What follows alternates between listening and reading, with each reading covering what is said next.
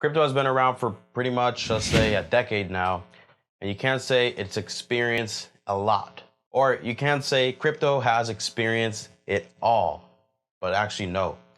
This is the first time right now that crypto is experiencing its first war that's happening between Ukraine and Russia. This comes with some good and some bad things for crypto, and it has been one of the top search things.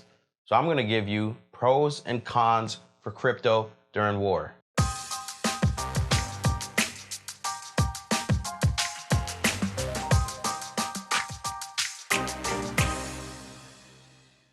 And we are live. Welcome to the channel.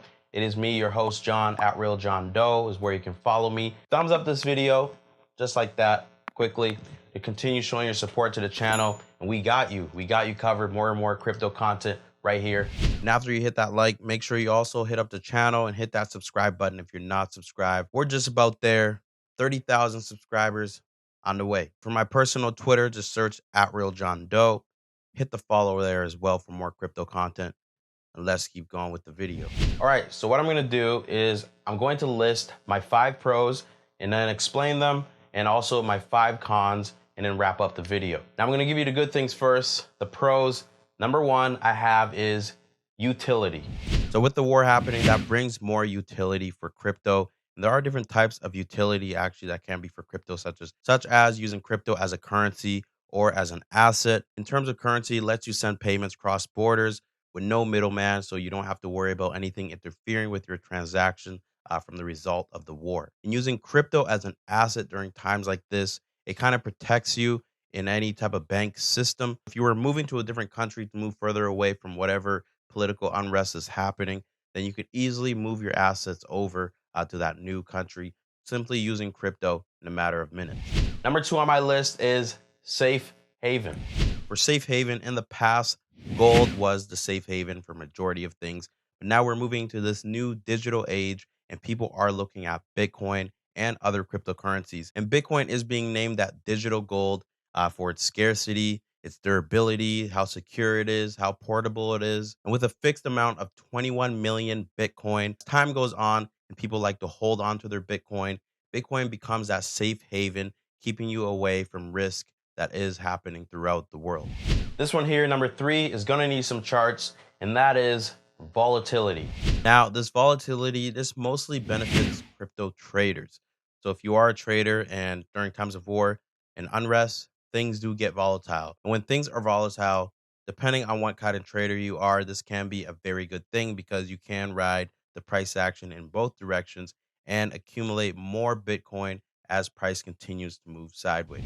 And the 4th pro for crypto during war is raising funds and donations. Over 35 million and counting was raised for the Ukraine across crypto funding. And this would have been very hard using the traditional banking system because who knows, banks are pretty much closed down to do transactions in Russia and even the Ukraine. But with crypto, the good thing is anyone can make a wallet. The Ukraine government did do that actually. They made a Bitcoin wallet and an Ethereum wallet to accept donations. And this meant anyone could donate to help support them during the time of war, which is still open right now. And of course, Currency.com did make a $1 million donation towards this. This was announced in early March, so thank you to all of you showing support to the channel so we can continue to do things like this. And last on my list for the pros is decentralized. So the main crypto Bitcoin is decentralized, and that means it is censorship resistant.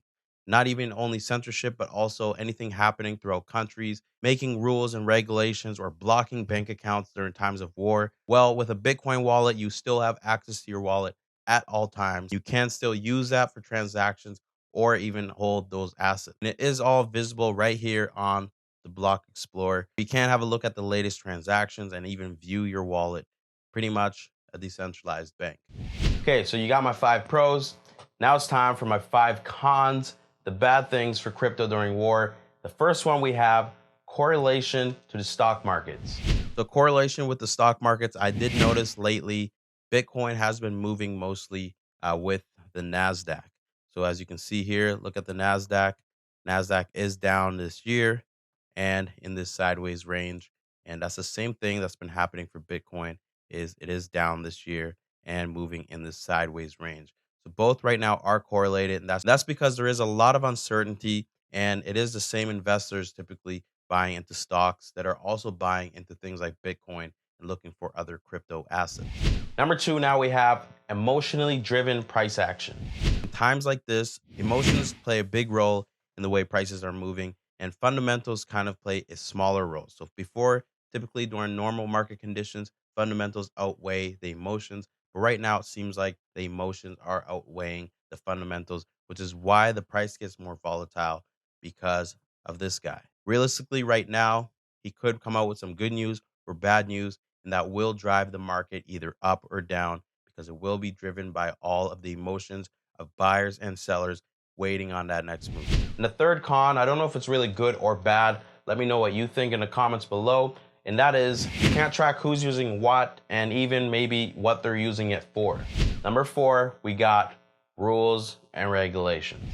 And for rules and regulations, Jerome Powell, the Fed chairman, says that war underscores the need for crypto regulation. And that's because realistically, we see all these good things about crypto, but we also can't see what the bad is being used for. Is it funding the war? Who knows? So times like this does put pressure on governments to regulate crypto, which can be a good thing or bad, depending on how you're looking at it. Now, this last one, everybody has heard about it this past year, and that is inflation. Inflation. I know everybody's talking about it. We got gas prices, groceries, just any consumer goods. Everybody has noticed in the past few years, they continue to rise up in price. And you would say Bitcoin is an inflation hedge. But my only concern with that is as prices continue to go up, the price of Bitcoin continues to go up, which makes it harder to accumulate.